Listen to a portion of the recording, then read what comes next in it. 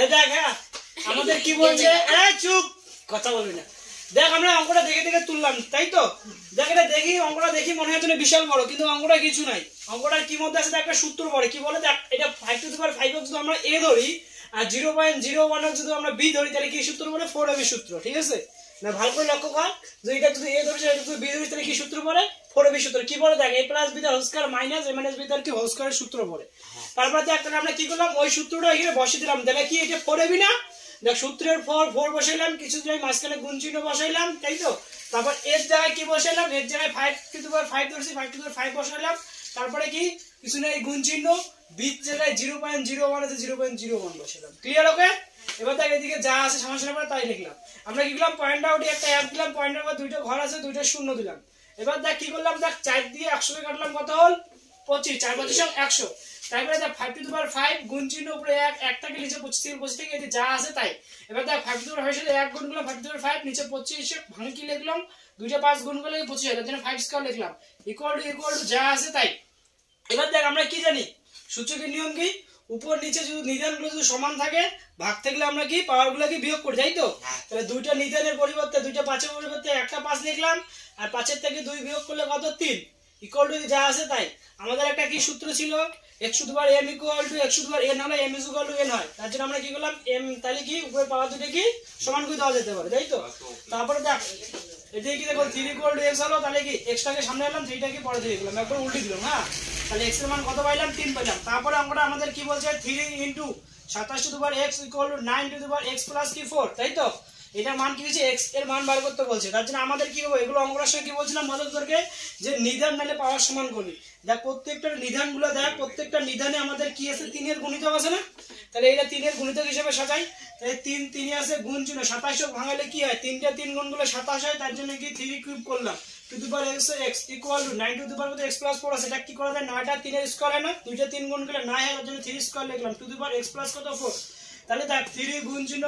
এবার দেখ পাওয়ারের উপর পাওয়ার থাকলে আমরা কি জানি গুণ হয় x to the power m two the power n হলে কি হয় m ইনটু n হয় উপরে পাওয়ার দুটো। তাহলে কি 3 টু দি পাওয়ার কি 3 সাথে x গুণ করলে 3x ইকুয়াল টু এইখানে দেখ একই হবে কি পাওয়ার এবার পাওয়ার থাকলে গুণ করে 3 3 রাখলাম 2 সাথে x প্লাস 4 গুণ কর দেখ 2 সাথে x গুণ 2x প্লাস চিহ্ন 4 দুগুণী কত 8।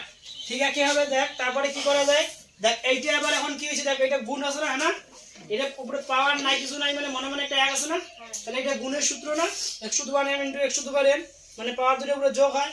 তাহলে দুইটা 3 এর পরিবর্তে কি একটা 3 লিখলাম উপরে পাওয়ার দুটো যোগ করলাম, এটা কিছু না 1 আছে যোগ কি 3x ক্লিয়ার ইকুয়াল টু দেখ এইদিকে যা আছে তাই লিখলাম। একই হবে দেখ আগে যে সূত্রটা বলে x to the power m equal to x to the power n হলে তাই তো m ইকুয়াল টু n হয়। তাহলে কি এদিকে 3 3 চলে গেল, তাহলে কি উপরে দুটো পাওয়ার দুটোকে সমান করে দিতে পারি না, তাহলে এই দুটো সমান করে দিলাম। এবার কি আমাদের যদি x এর মান বার করতে পারছি না x গুলোকে সমান সমান আগে নাই 3 আছে 3x প্লাস 2 এর বসালে কি -2x ইকুয়াল টু 8 আছে 8 প্লাস 1টা বসে গেলে কি -1 তিনটা x থেকে দুইটা x গেলে কি একটা x 8 এর থেকে 1 বিয়োগ করলে কয়টা 7 থাকে তাই তো। আর এগুলো সমান সমান আগে সবগুলো কি বা হবে তাই তো। আর নিচে সূত্র x এর মান কত পেলাম 7, তাহলে x এর মান কত হবে 7 ঠিক আছে। তারপর 4 নম্বর অঙ্কটা আমাদের কি বলছে দেখ রুটের উপরে কি কিউব তারপর কি 1/64 কি হাফ দেওয়া আছে। আমরা পাওয়ার যদি হাফ থেকে সেটা কি জানি রুট জানি তাই তো। তার জন্য আমরা কি করে দিলাম আর রুটের উপর যদি কিউব থেকে সেটাকে 1/3 ঠিক আছে। তাহলে এই ভিতরটা আমরা কি করলাম ফার্স্ট ব্র্যাকেটটা এটা কি কিউব রুট করে দিলাম আর উপরে এটাকে কি করলাম 1/3 করলাম। এটাকে যখন রুট করিস 1 এর রুট করলে কত 1 হয় আর 8 এর রুট 64 রুট করলে কত 8 হয়, আর এটা 64 তাহলে কত হবে 8 হবে। তার উপর পাওয়ার 1/3 আছে 1/3। এবার দেখ 1 এই 8 কি করা যায় ভাঙা যায় 3টা 2 গুণ করলে কত হয় 8 হয়, তার জন্য 2 কিউব করলাম ঠিক আছে। আমাদের কাছে একটা সূত্র ছিল 1/x two the power n is equal to x to the power -n হয় তাই তো। তার জন্য আমরা কি করলাম বলতো দেখতো এই যে x to the power -n মানে নিচের পাওয়ারটাকে উপরে মাইনাস হিসেবে লিখতে হবে 2 two the power -3 two the পাওয়ার 1/3 ঠিক আছে। এখন দেখ আমরা কি জানি পাওয়ার উপরে পাওয়ার থেকে গুণ হয় 2 2 আর -3 এর সাথে 1/3 গুণ করে দিলাম। দেখ এখন উপর নিচে 3 3 কাটা গেল কিছু নাই শুধু কি -1 আছে -1 তাই তো। এবার আমাদের কাছে একটা সূত্র ছিল না x to the power n to the power -1 মানে 1/n তাই তো সূত্র ছিল। তাহলে আমরা কি এটাকে 1/n করে দিতে পারি দেখ করে দিলাম ঠিক আছে। তাহলে উত্তর কত হাফ। তারপরে আমাদের দেখ কি দেওয়া আছে পরের অঙ্কটা 5 নম্বর অঙ্কটা কি বলছে 3 এর উপর পাওয়ার 3 তার উপর পাওয়ার কি 3 এবং 3 এর কিউব টু দি পাওয়ার 3 যদি থাকে কোনটা বড়। এখানে দেখ আমাদের এইটা একটা সূত্রের প্রধান বসে, তাই তো, যে আমরা এটা কি করি ভাই, দেখ পাওয়ারের উপর পাওয়ার থাকলে আমাকে এদের গুণ করে দিই না, কিন্তু এইখানে পাওয়ারটা আবার কি আছে, পাওয়ারের মাথায় পাওয়ার, মানে 3 এর মাথায় 3 আছে, তাই তো, মানে এদের পাওয়ারটা কি আছে 3 এর উপর 3, মানে 3 3 গুণ আছে।